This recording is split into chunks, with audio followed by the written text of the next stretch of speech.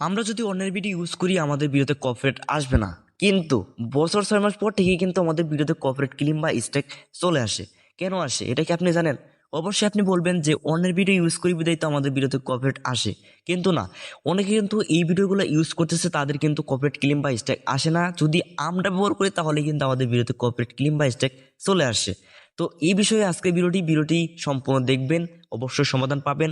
আর যদি চ্যানেল নতুন দর্শক থাকেন অবশ্যই চ্যানেলটি সাবস্ক্রাইব করে পাশে থাকা বেল আইকনটি অন করে দেবেন। চলুন ভিডিওটি শুরু করে দিই। আচ্ছা, আমরা প্রথমে ক্যাপকাট অ্যাপসটি ওপেন করব। তো ক্যাপকাটের মাধ্যমে আমরা একটি ভিডিও কপিরাইট রিমুভ করব। তো এর জন্য আমরা কি করব, সরাসরি দেখেন আমরা নিউ প্রজেক্ট থেকে একটি ভিডিও জাস্ট আমাদের মেল লেয়ারে অ্যাড করে নেব। সো এখান থেকে আমরা প্রথমে এই ভিডিওর জন্য একটি রেশিও সিলেক্ট করব।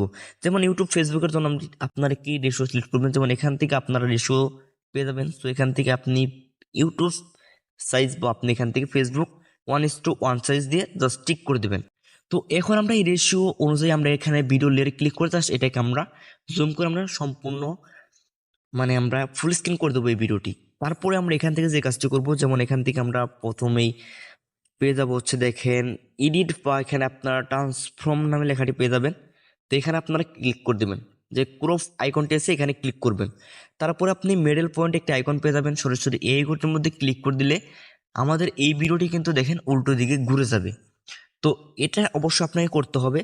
তারপরে আপনি এখান থেকে যে কাজটি করবেন, যেমন এখানে ফিল্টার পেয়ে যাবেন। সো এখান থেকে অবশ্যই আমাদের এই ভিডিও থেকে কালারটি চেঞ্জ করে আমাদের এখানে কিছু ক্রিয়েটিভিটি রাখতে হবে।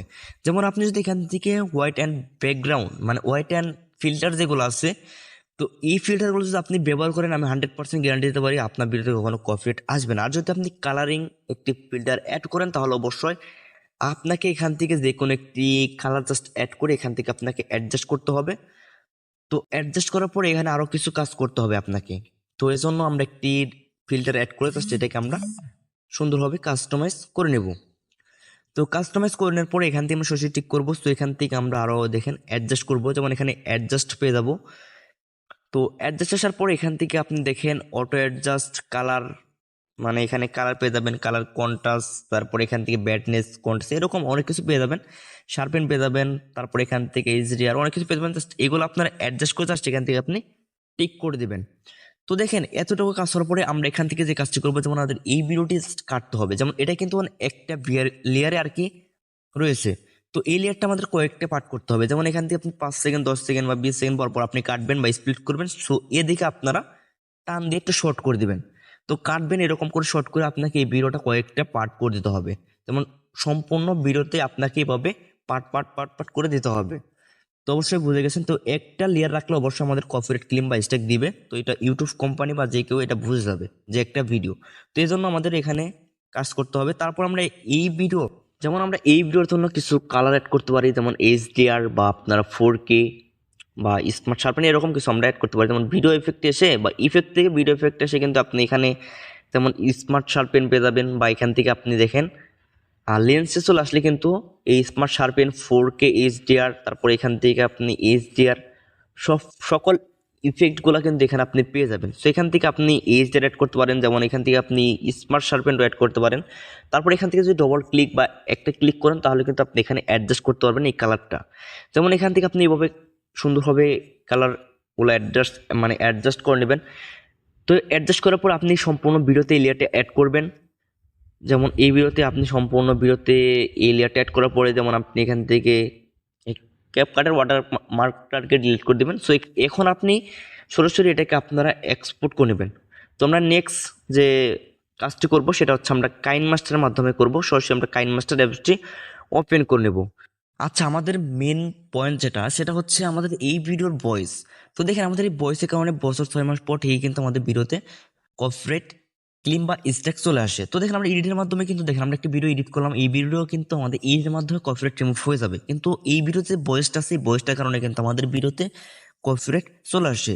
এর জন্য আমরা এখান থেকে সরাসরি কাইন মাস্টার থেকে যেমন মিক্সার আসার পরে আমরা যদি এই ভলিউমটা 0% করে দিই তাহলে কিন্তু এডিট করার পরে ভয়েসটা যদি 0% করে দেয় তাহলে কিন্তু আমাদের ভিডিওতে জীবনেও বা কখনো কপিরাইট আসবে না, আমি 100% গ্যারান্টি দিতে পারবো। আর যদি আপনি এটার মধ্যে ভয়েস রাখেন তাহলে আপনি একটু হালকা করে বাড়িয়ে দিবেন। তারপরে এখান থেকে আপনি ব্যাক চলে আসবেন। যেমন এখানে আপনাকে কয়েকটা কাজ করতে হবে।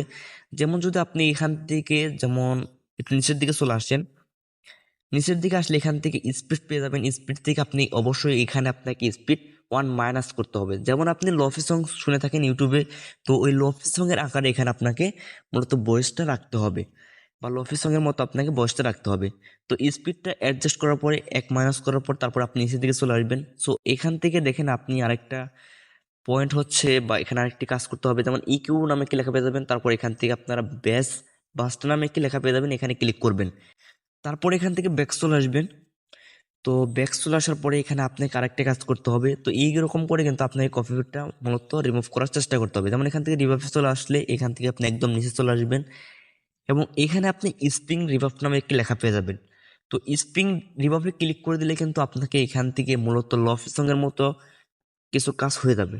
তো এখন কিন্তু আপনার ভিডিওতে মানে সাথে সাথে কপিরাইট ক্লেম স্ট্রাইক নাও দিতে পারে, এবং সামনে দিবে কি দিবে না সেটা হচ্ছে যার ভিডিও সে নির্ধারণ করবে যে আপনাকে কপিরাইট দিবে কি দিবে না।